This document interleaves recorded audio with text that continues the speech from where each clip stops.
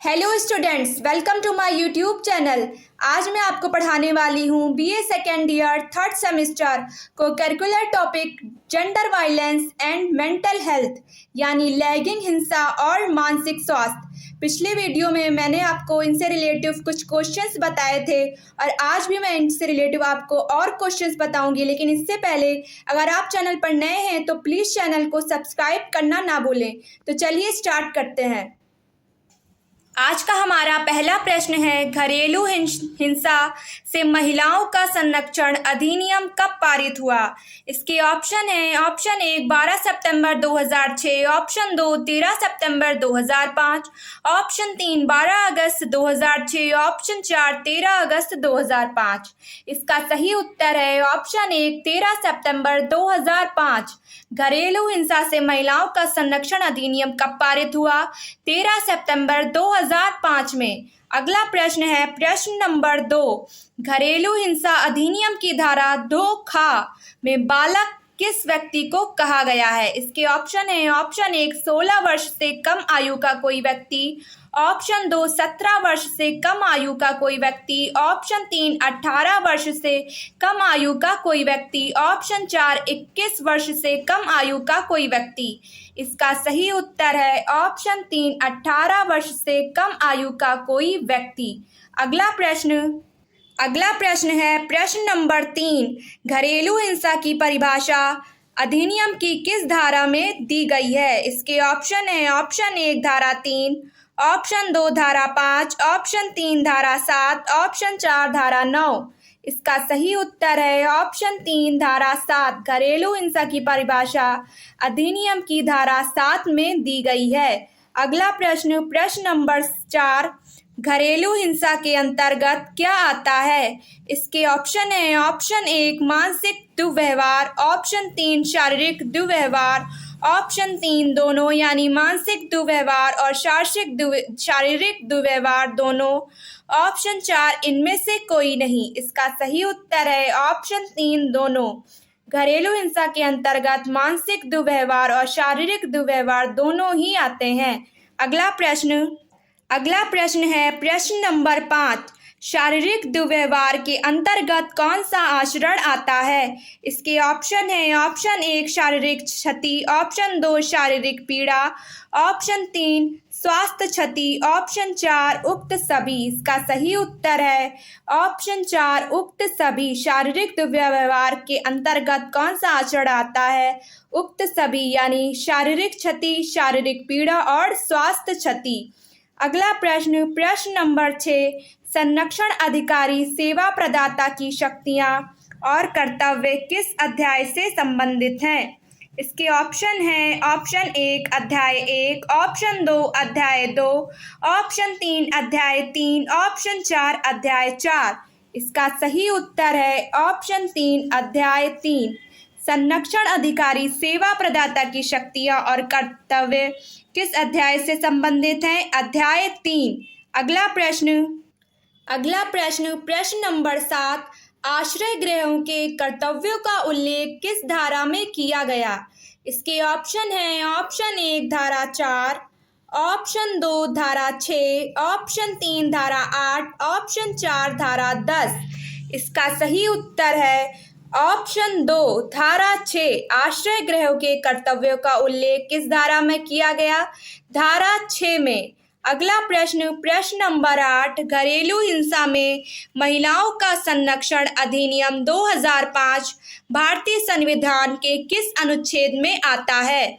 इसके ऑप्शन है, ऑप्शन 1 अनुच्छेद 14, ऑप्शन 2 अनुच्छेद 15, ऑप्शन 3 अनुच्छेद 21, ऑप्शन 4 उक्त सभी। इसका सही उत्तर है ऑप्शन 4 उक्त सभी। घरेलू हिंसा में महिलाओं का संरक्षण अधिनियम 2005 भारतीय संविधान के किस अनुच्छेद में आता है?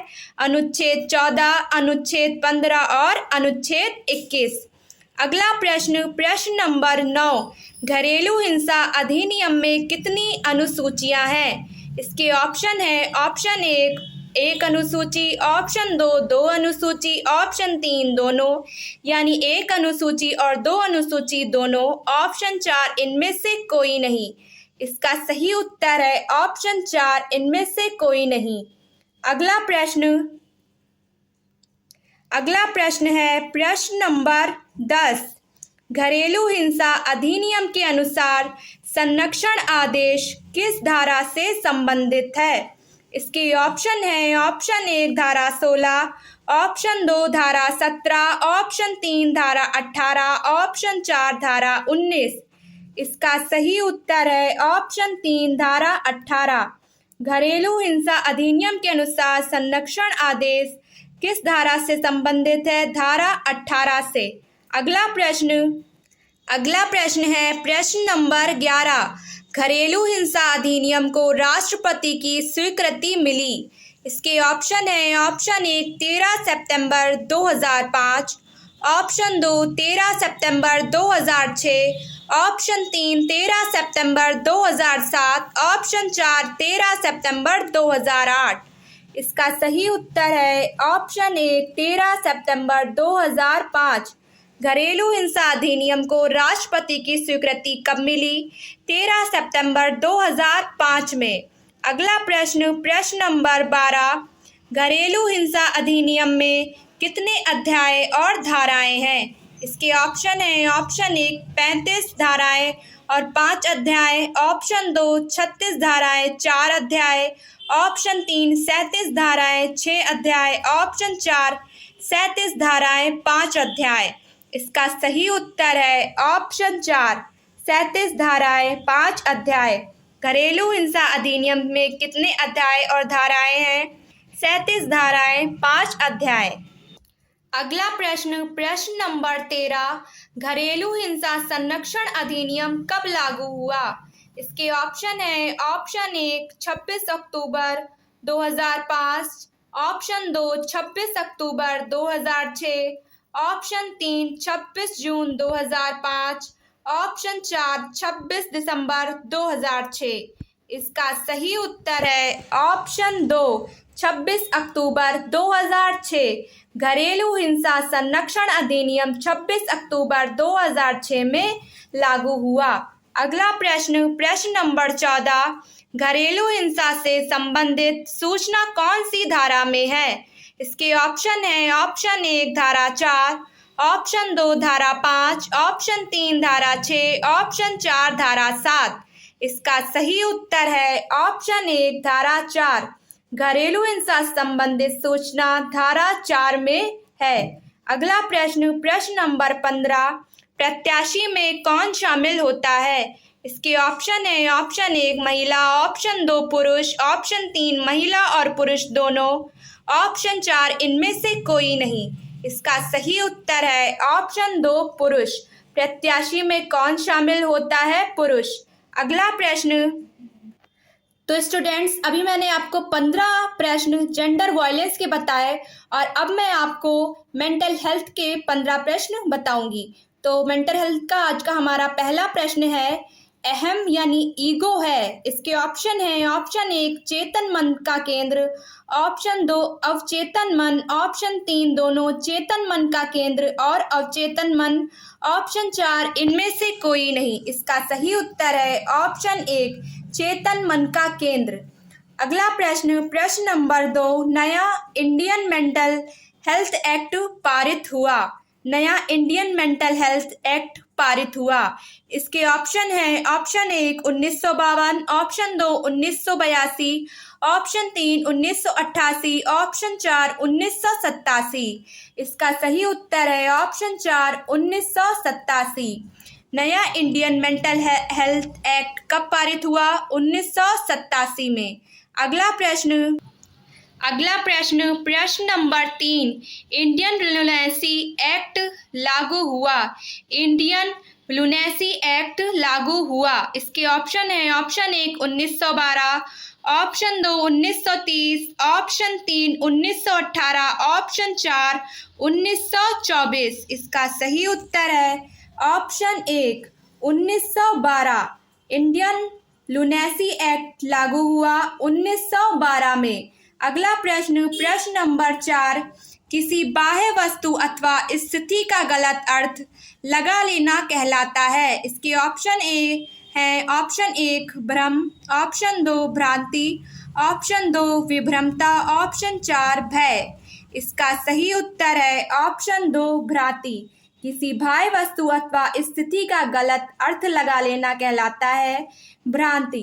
अगला प्रश्न, प्रश्न नंबर 5, नींद में होने वाले भ्रम को कहते हैं। इसके ऑप्शन है ऑप्शन एक हिप्नोगोनिक भ्रम, ऑप्शन दो हिप्नोपॉपिक भ्रम, ऑप्शन तीन क्रियात्मक भ्रम, ऑप्शन चार उक्त सभी।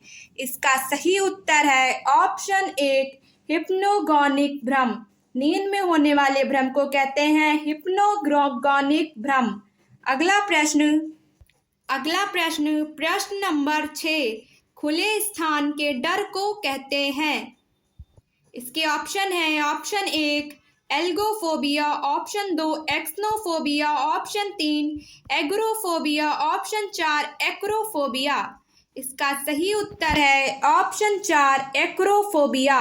खुले स्थान के डर को कहते हैं एक्रोफोबिया। अगला प्रश्न, प्रश्न नंबर 7, मिर्गी का दूसरा नाम है। इसके ऑप्शन है ऑप्शन एक फिट्स, ऑप्शन दो एल्गोफोबिया, ऑप्शन तीन दोनों यानी फिट्स और एल्गोफोबिया दोनों, ऑप्शन चार इनमें से कोई नहीं। इसका सही उत्तर है ऑप्शन एक फिट्स। मिर्गी का दूसरा नाम क्या है? फिट्स। अगला प्रश्न, प्रश्न नंबर 8, एक मनोरोग चिकित्सक सर्वप्रथम होता है। इसके ऑप्शन है ऑप्शन एक सर्जन, ऑप्शन दो फिजिशियन, ऑप्शन तीन डॉक्टर, ऑप्शन चार उक्त सभी। इसका सही उत्तर है ऑप्शन एक फिजिशियन। एक मनोरोग चिकित्सक सबसे पहले क्या होता है? फिजिशियन। अगला प्रश्न है प्रश्न नंबर 9, भारत में राष्ट्रीय मानसिक स्वास्थ्य प्रोग्राम प्रारंभ हुआ। इसके ऑप्शन है ऑप्शन एक 1980, ऑप्शन दो 1982, ऑप्शन तीन 1984, ऑप्शन चार 1986। इसका सही उत्तर है ऑप्शन दो 1982। भारत में राष्ट्रीय मानसिक स्वास्थ्य प्रोग्राम कब प्रारंभ हुआ? 1982 में। अगला प्रश्न, प्रश्न नंबर 10, बहुत अधिक नींद आना कहलाता है। इसके ऑप्शन है ऑप्शन एक इंसोम्निया, ऑप्शन दो हाइपरसोम्निया, ऑप्शन तीन नाइटमेयर, ऑप्शन चार हाइपोसोम्निया। इसका सही उत्तर है ऑप्शन दो हाइपरसोम्निया। बहुत अधिक नींद आना कहलाता है हाइपरसोम्निया। अगला प्रश्न है प्रश्न नंबर 11, आईएनसी ने साइकेट्रिक को पाठ्यक्रम में शामिल किया। आईएनसी ने साइकेट्रिक्स को पाठ्यक्रम में शामिल किया। इसके ऑप्शन है ऑप्शन एक 1950, ऑप्शन दो 1948, ऑप्शन तीन 1949, ऑप्शन चार 1947। इसका सही उत्तर है ऑप्शन चार 1947। आईएनसी ने साइकेट्रिक्स को पाठ्यक्रम में कब शामिल किया? 1947 में। अगला प्रश्न, प्रश्न नंबर 12, पर्सोना का अर्थ है। इसके ऑप्शन है ऑप्शन एक वस्त्र, ऑप्शन दो हथियार, ऑप्शन तीन मुखौटा, ऑप्शन चार खाना। इसका सही उत्तर है ऑप्शन तीन मुखौटा। पर्सोना का क्या अर्थ होता है? मुखौटा। अगला प्रश्न है प्रश्न नंबर 13, मुक्ता का अर्थ है। इसके ऑप्शन है ऑप्शन एक आवाज न निकलना, ऑप्शन दो नींद न आना, ऑप्शन तीन भूख न लगना, ऑप्शन चार सुनाई न देना। इसका सही उत्तर है ऑप्शन एक आवाज ना निकलना। मुक्ता का क्या अर्थ है? आवाज ना निकलना। अगला प्रश्न, प्रश्न नंबर 14, इनमें से किस परिस्थिति में बिहेवियर थेरेपी नहीं दी जाती है? इसके ऑप्शन है ऑप्शन एक ओसीडी, ऑप्शन दो मेनिया, ऑप्शन तीन फोबिया, ऑप्शन चार उक्त सभी। इसका सही उत्तर है ऑप्शन दो मेनिया। किस परिस्थिति में बिहेवियर थेरेपी नहीं दी जाती? मेनिया की इस परिस्थिति में बिहेवियर थेरेपी नहीं दी जाती। अगला प्रश्न, प्रश्न नंबर 15, सामुदायिक मानसिक स्वास्थ्य सेवा है। इसके ऑप्शन है ऑप्शन एक डे केयर सेवा, ऑप्शन दो half way homes, option 3 weekend अस्पताल, ऑप्शन 4 उक्त सभी। इसका सही उत्तर है ऑप्शन 4 उक्त सभी। सामुदायिक मानसिक स्वास्थ्य सेवा क्या है? डे केयर सेवा, हाफ वे होम्स, वीकेंड अस्पताल, तीनों ही है। तो स्टूडेंट्स, अगर आपको मेरी वीडियो अच्छी लगी तो प्लीज़ वीडियो को लाइक और चैनल को सब्सक्राइब करना ना भूलें। मिलते हैं आपसे अगली वीडियो में, तब तक के लिए गुड बाय।